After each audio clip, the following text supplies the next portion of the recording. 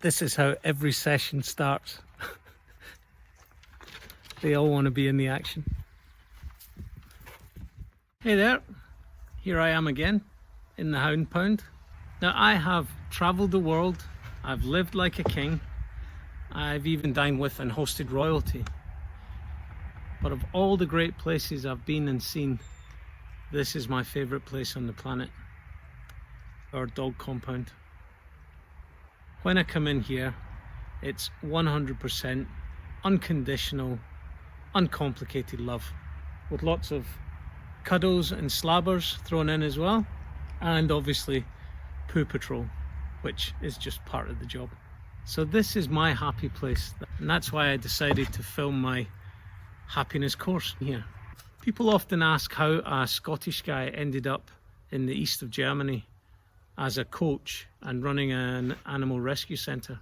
So this is probably going to be a 5-minute version of the story, so there'll be lots of things missed out. If I get the chance, I'll share them in the group, share your experiences with other like-minded people with a focus on positivity and happiness.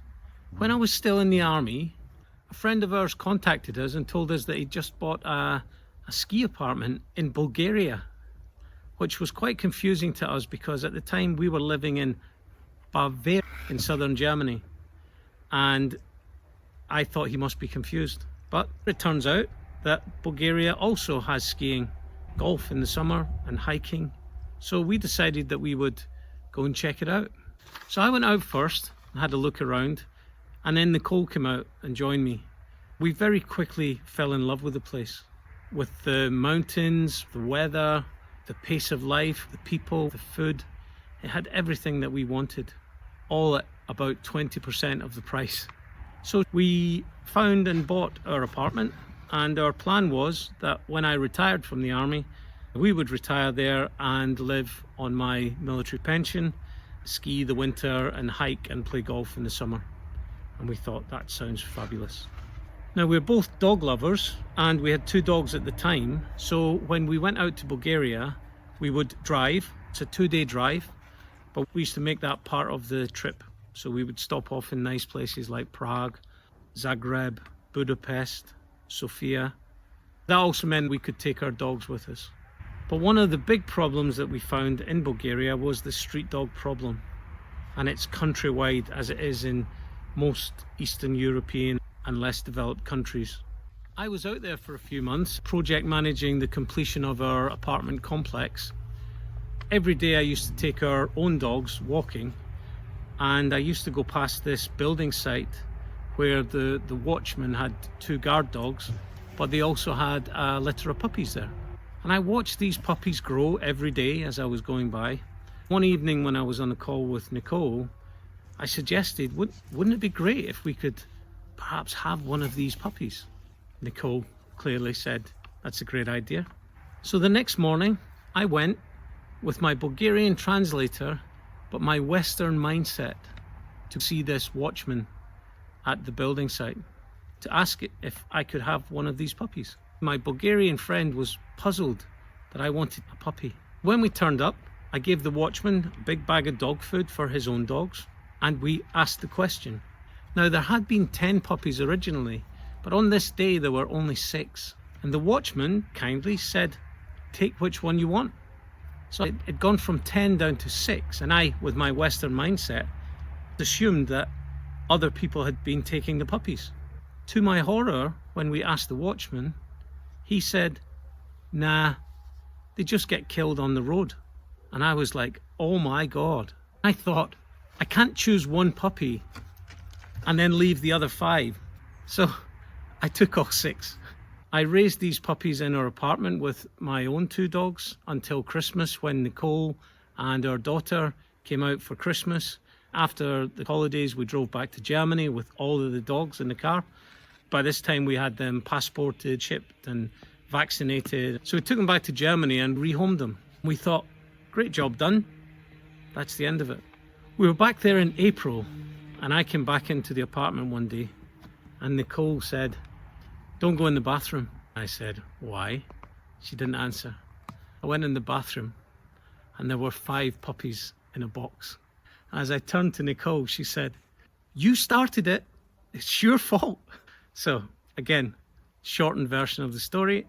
We got these puppies sorted, vaccinated, passports, brought them back to Germany again and rehomed them. We were out there in July and we were sitting in a restaurant having a meal, and this woman came up to us and said, "Are you the people who rescue puppies?"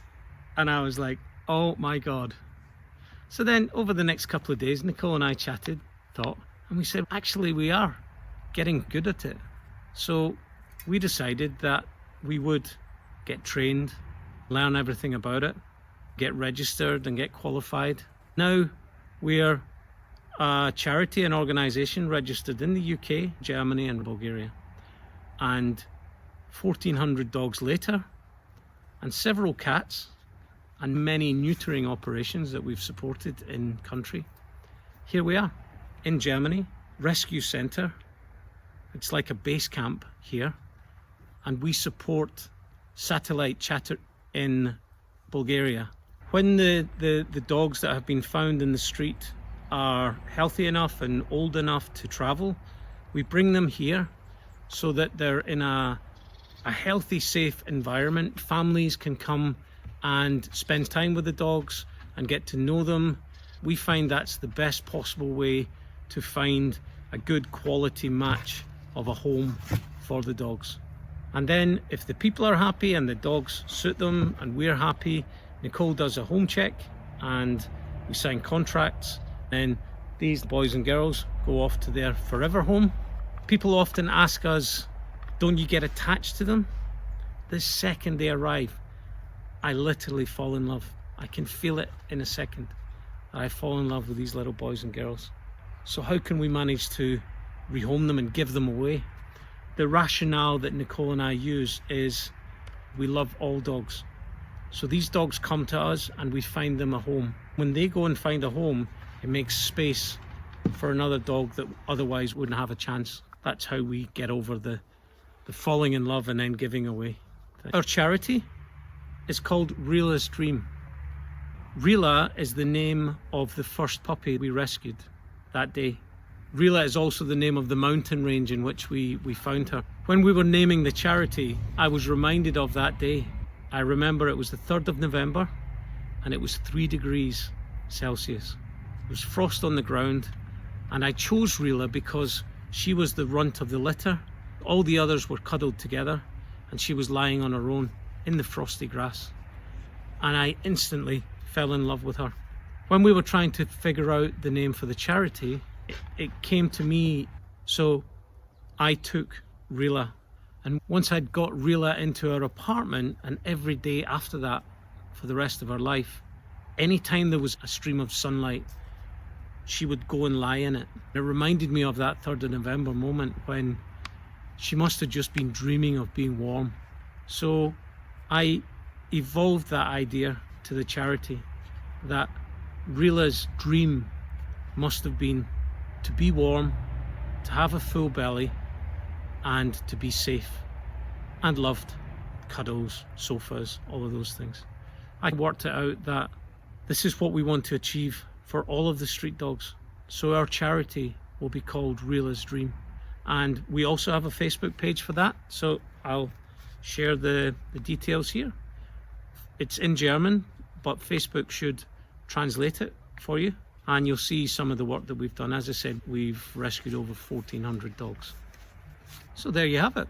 That's just a wee slice of our story. There's many chapters more, like I say, both sad and happy. Many more happy ones, thankfully. And if I get the chance, I will share them with you as well. Until then, you take care. This is a little platform where I film my videos. And here you see the boys and girls, my audience, chilling out.